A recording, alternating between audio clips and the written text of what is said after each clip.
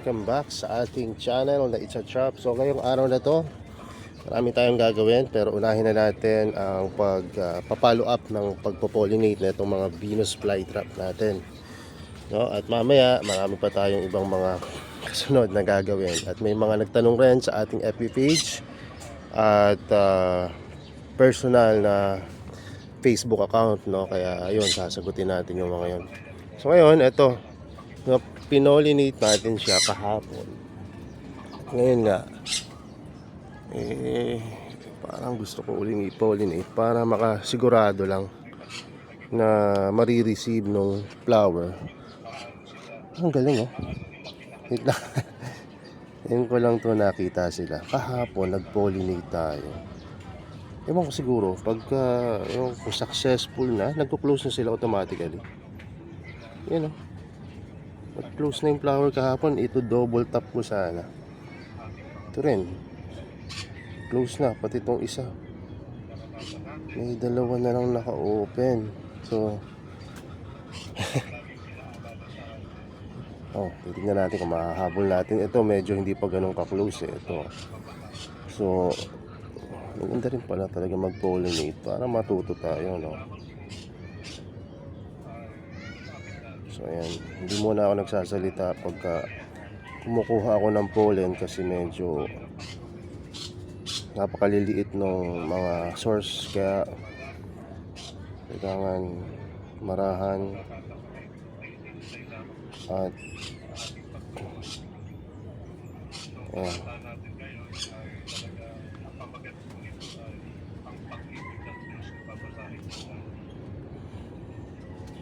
Hanap tayo ng magandang pwesto para makakita mo.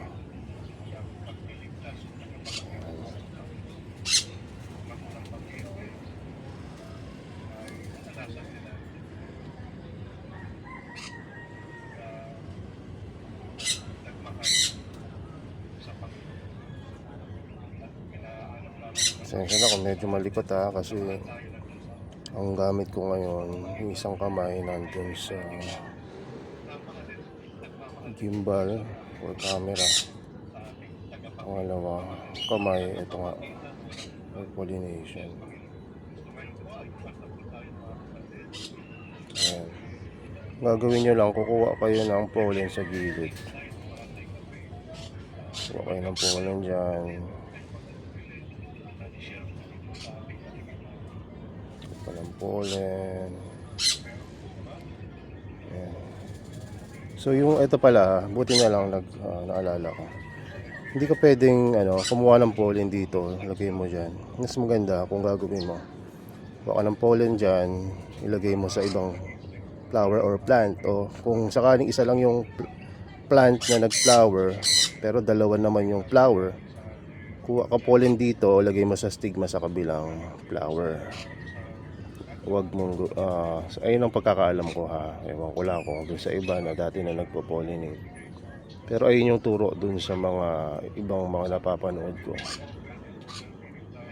Kaya mas madali mag-pollinate pag dalawang kamay, kasi pwede, ayun na, nakakuha tayo ng pollen. Mas madali kasi yung kamay mo pwede mong i-hold etong stock para mas accurate mong maibigay yung pollen sa kanya. Ito naman tayo sa ulo. Galagay mo yan sa gitna, yung pollen na nakolekta mo.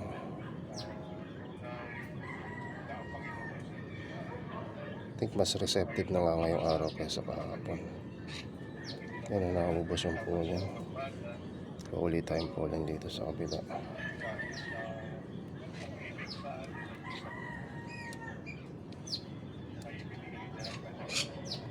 Mas maganda talaga kung itim yung brush mo or yung toothpick mo, kasi nakikita mo kung may pollen na. Hindi ka para nag-hope lang na meron ng pollen. Diba? Kung ayan. So ngayon kukuha naman tayong pollen. Kuha naman tayo na dito pollen, test na naman natin lalagay.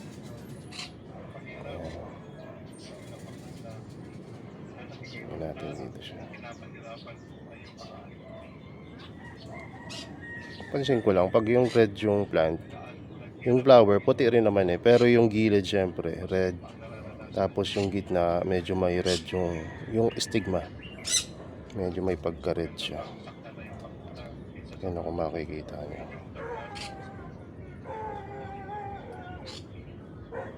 Ang liit ng mga pollen na yan. Lumikit na sa kanya. Diba? So, ayan lang. Yung pagdo-double tap. Mamaya pag out of sa i-close ko na tong record. Yan ko uli yan. Ipopollinate ko pa uli. Kasi, syempre, para mas mahawakan ko to. Ano ba? Gawin natin ngayon. Para mas makita nyo. Hindi naman pala makita. At least kita nyo na dinouble tap ko ulit. After kong dito natin.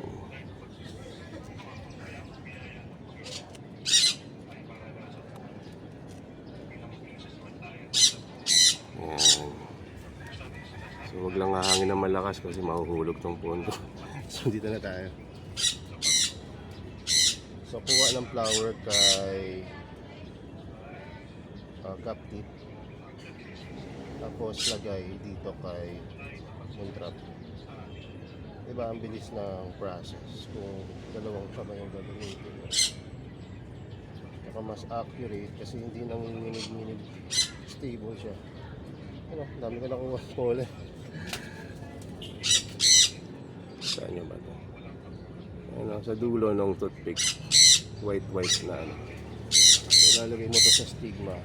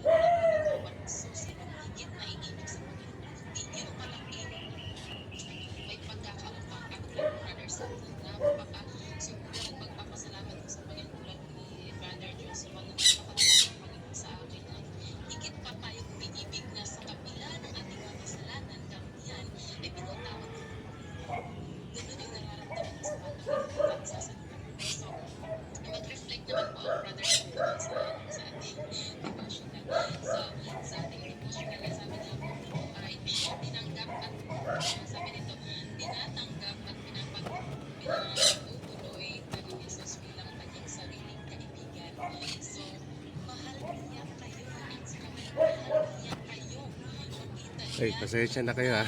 Nalibang ako sa pagpo-pollinate. Ayan. So, ayan. Ang ginawa ko kasi paulit-ulit kong pinollinate kasi para sigurado ako na ano siya magiging successful. Kasi minsan lang to, tsaka nahirapan na yung halaman natin na mag-flower, diba? Kailangan siguradong maging successful.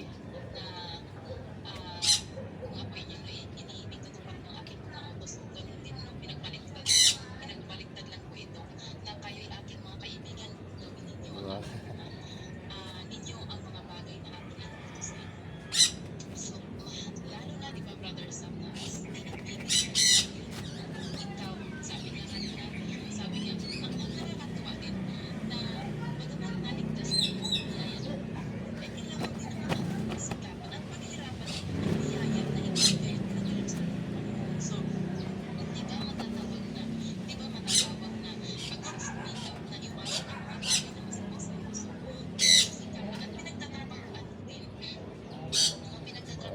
Pollinate na siguro natin itong successful na pollinate.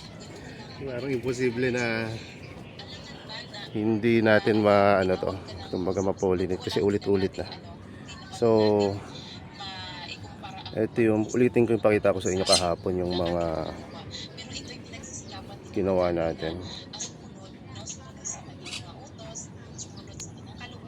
So, yung mga close na tulad na itong nasa gitna. Ito. So kahapon na pollinate natin yan, nag-close. Ito rin pinollinate natin, nag-close na rin. Ito hindi pa, parang pabukas pa lang to kahapon eh. So ito, parang na-pollinate ko rin to kahapon pero hindi pa siya kasi ganun ka-receptive kaya hindi siya nag-close. Tingnan natin kung bukas mag-close na yan. Ito pinollinate rin natin to kahapon kasi ito yung pinakaunang bumukas kaya ayan. So, parang hindi pa rin ako satisfied. Kasi kahit pa paano naka-open pa rin eh. So, parang gusto ko pa silang ihabol na i-pollinate ba. Triple tap. Nakaka-addict tong pagpo-pollinate. Nakakalibang siyang gawin. Pagka alam mo na. Hindi ko lang alam kung talaga magiging successful to. Pero, sa ginagawa ko pa lang to parang okay siya. Kaya yung iba na advice ko sa inyo ngayon, pa-flowerin nyo kung may mga backup kayong flower or kung wala naman. No, kung willing kayo na maghintay uli na mag-decline yung kanilang growth, do it kung kaya ng dibdib nyo.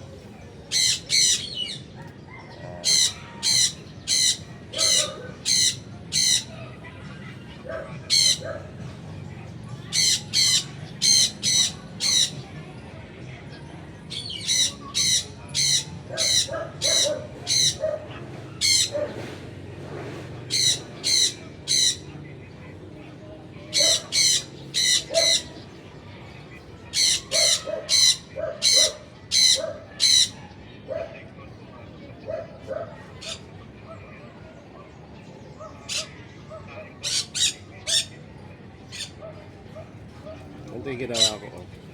Ginawa ko yung pollen talaga dun sa flower. Tapos nilagay ko sa dulo ng toothpick. So kung makikita nyo, yung pinakadulo talaga ng flower niya, tinanggal ko. Kasi magko-close rin naman eh, hindi ko na rin mapapakinabangan. Kaya yun o.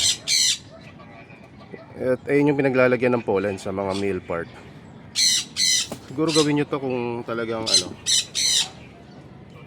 gusto nyo makakuha talaga ng pollen na marami-rami.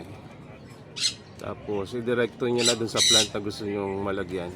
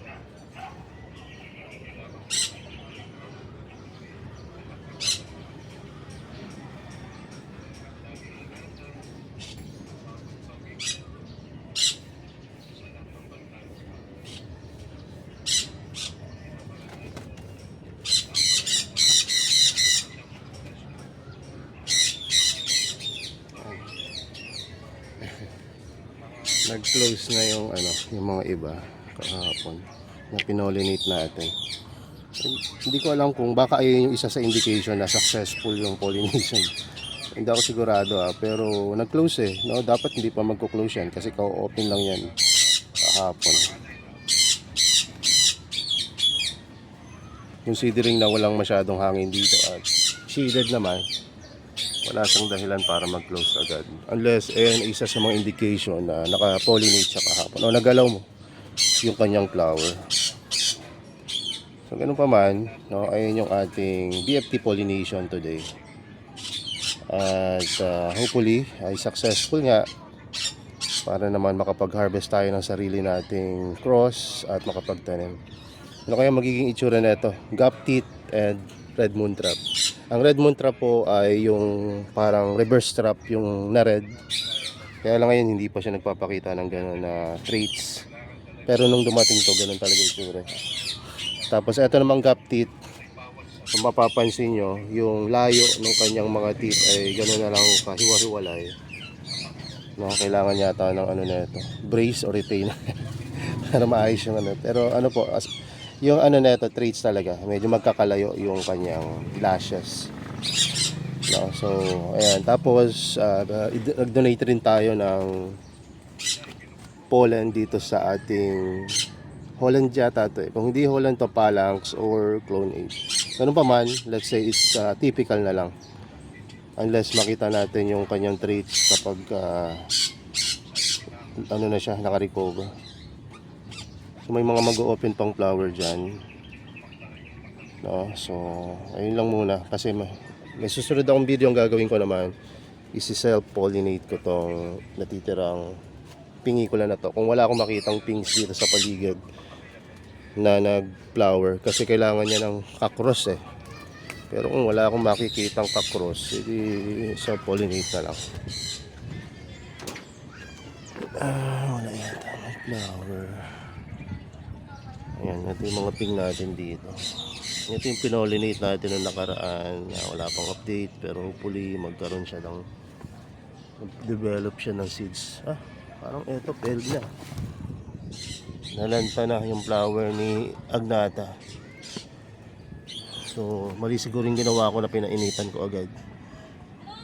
Ibalik kaya natin ito sa loob. Itong natitirang balik natin to.